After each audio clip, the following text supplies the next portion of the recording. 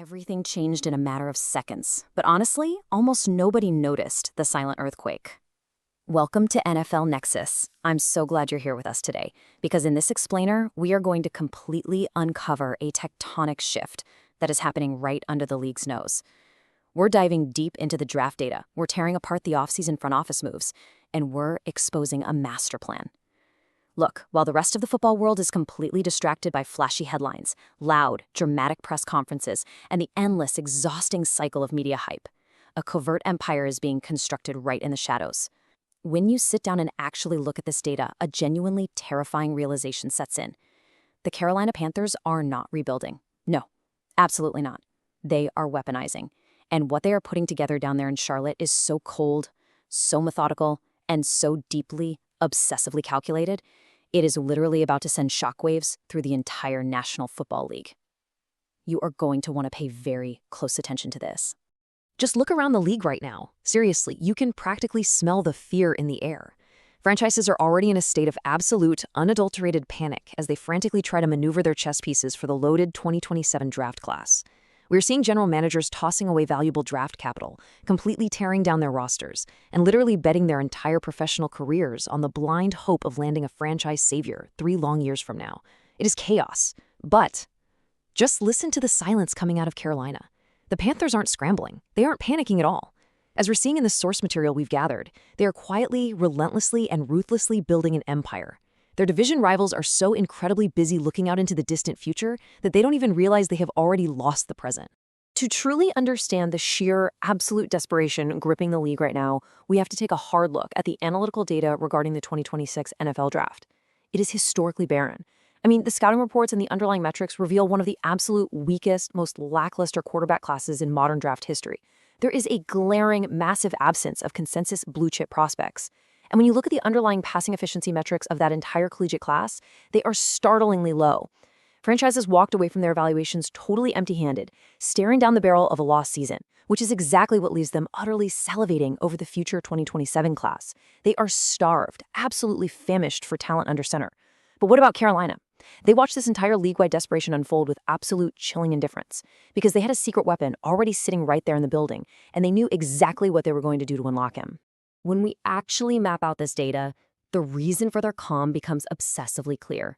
Fox Sports insider Greg Auman recently published a massive bombshell list. He detailed 10 teams who are essentially already on the clock, desperately waiting for a 2027 quarterback. But what's truly absolutely fascinating here is who is completely missing from that list. The Panthers, they just aren't on it. And we need to really dissect the exact metrics behind why that is. It is entirely because of Bryce Young. Do you remember the lows, those brutal, incredibly punishing lows of his early career that everyone loved to talk about? Well, Young didn't break. The data actually shows he weaponized those failures. He has evolved an unprecedented historic clutch gene. This man has literally led the entire NFL in game-winning drives since entering the league in 2023. Let that sink in. When the lights are the absolute brightest, when the pocket is completely collapsing around him, Young turns into a cold-blooded assassin. He hasn't just quieted his doubters, he has slammed the door completely shut, locked it, and thrown away the key. But here is the thing. A quarterback is really only as lethal as the general who is commanding him. Enter Dave Canales. We are so incredibly used to the NFL media crowning these flashy offensive gurus, right? Guys like Sean McVay, coaches who just bury their heads deep in the playbook, calling every single intricate X and O, while the rest of the team basically operates on autopilot. But that is not what the internal structure shows for Canales, not at all. He has deliberately, and I mean meticulously, evolved into a true CEO coach. I want you to think of the overarching cultural dominance of a Nick Sirianni, or maybe the iron-fisted total team oversight of a Mike Vrabel. Canales has actually relinquished the day-to-day micromanagement of play calling so he can oversee the entire battlefield. He is touching every single phase of this football team. This calculated evolution into an overseer is the hidden structural key to Carolina's entire master plan. It allows for a unified, terrifyingly cohesive vision that most teams just do not have. Now, the tension during this past draft was completely cinematic. But when we trace the actual front office blueprints, Dave Canales and general manager Dan Morgan sat there in that war room, completely, utterly unfazed, while all these other teams lunged desperately to plug flashy, obvious roster holes to satisfy their fan bases. The transaction logs show Canales and Morgan operating with a chilling, almost robotic detachment. They coldly and systematically ignored the obvious choices. They absolutely were not drafting for need. They were drafting for absolute best-in-class dominance. They completely refused to be baited by the media narrative or any external pressure. They had a distinct blueprint, and as you'll see, they executed it with the absolute precision of a sniper. I want you to really notice the sheer, unbelievable mass of humanity stockpiled here.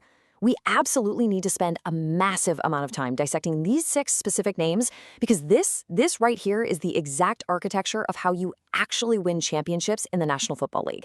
Let's start with Monroe Freeling. Drafted to be an absolute mauler on the edge, a player with devastating leverage and raw power.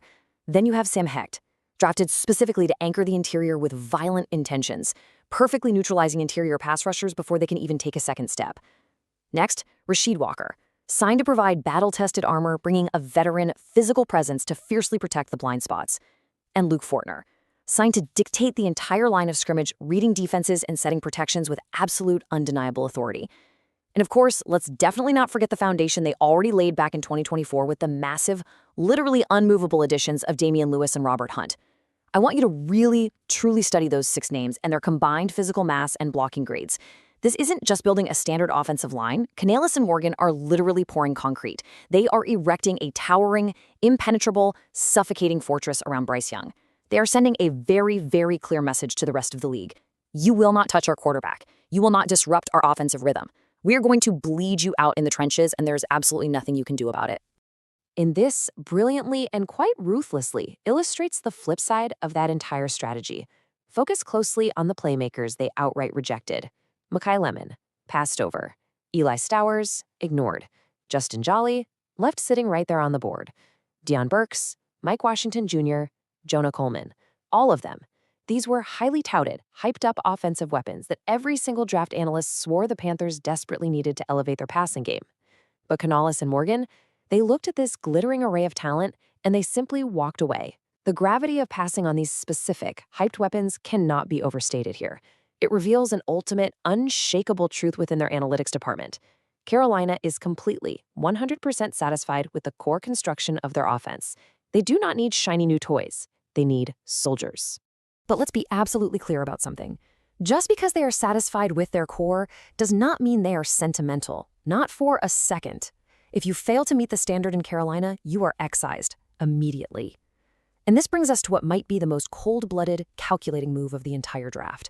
The realization that former high-round pick Xavier Legette was a bust. Now, most franchises will coddle a bust, right? They desperately try to salvage their investment to save face, hiding the player in specific offensive packages just to mask his flaws. Not Dave Canales. The moment the realization set in, Legette was out. Done. But what they did next? Well, this is exactly what separates the Panthers from the rest of the league. I really want you to focus on the microscopic margins in these metrics. The absolute terrifying reality for the rest of the NFL is hidden right here in these specific, tiny physical comparisons. They didn't replace Xavier Legette with a completely different type of receiver. They didn't go out and draft a shifty little slot guy or a totally different profile to change up the scheme. No, they ruthlessly swapped him out for a clone. A marginally taller, marginally faster clone. Look at this. Legette was 6'3", running a 4.39 40-yard dash. His replacement, Chris Brazzell II, he is 6'4", running a 4.37. They maintained the exact same offensive ecosystem. They didn't alter Bryce Young's sightlines one bit. They didn't change the timing of the routes. They literally just upgraded the hardware. It is obsessive, terrifyingly detailed roster management down to the fraction of a second and the fraction of an inch. Let's move on to the next piece of evidence and see exactly how this terrifying master plan continues to build. John Mechie III. This was a highly calculated, incredibly high upside acquisition. He isn't here to reinvent the wheel for Carolina. He is a surgical strike. Mechie is designed for one very specific schematic purpose: to ruthlessly exploit the massive, fortified pockets that concrete offensive line is going to create. When those massive bodies dictate the trench warfare, Mechie's elite lateral agility absolutely comes into play. By utilizing him on sharp, cutting slant routes and quick, high-percentage underneath concepts, his advanced yards after catch metrics become a complete nightmare for opposing linebackers. He provides Bryce Young with significantly shorter fields, instant separation right off the line of scrimmage, and it guarantees that this offense will play from ahead, dictating the pace rather than desperately snapping the ball from behind. Section 1. A division left behind. The NFC South battlefield. Let's zoom out for a second to the scale of this entire narrative. Because a fortress is really only as impressive as the battlefield it sits on. And the NFC South right now, it is a battlefield of absolute carnage. While Carolina executes this methodical, fortified master plan with surgical precision, the rest of the division is literally tearing itself apart. The desperation is just palpable, and the contrast is genuinely staggering. On one side of the ledger, you have the Carolina Panthers, building a dynasty in the broad daylight, meticulously stacking bricks of continuity. On the other side, you have the Atlanta Falcons. It is a franchise scrambling in the absolute dark. There is a deep, lingering sense of dread surrounding Atlanta, a team that seems to fundamentally misunderstand the architecture of winning in the modern NFL. We really need to linger heavily on the microscopic details of Atlanta's failures here because the data reveals what is essentially a tragic comedy. Focus on this quarterback room for a minute. They are entirely reliant on two heavily flawed profiles. First, you have Tua Tagovailoa, a quarterback plagued by wild statistical inconsistencies from week to week and a deeply concerning, frankly heartbreaking objective injury history that has consistently kept him off the field at the most critical junctures of a season. And what is their grand insurance policy? Michael Penix Jr., a player they drafted far, far too high who has massively underproduced relative to his draft capital. If you really drill into Penix's advanced metrics, his completion percentage under pressure and his processing speed against complex NFL zone coverages have been startlingly deficient. And furthermore, he carries his own immense flashing red flags regarding a documented injury history from college. It's wild.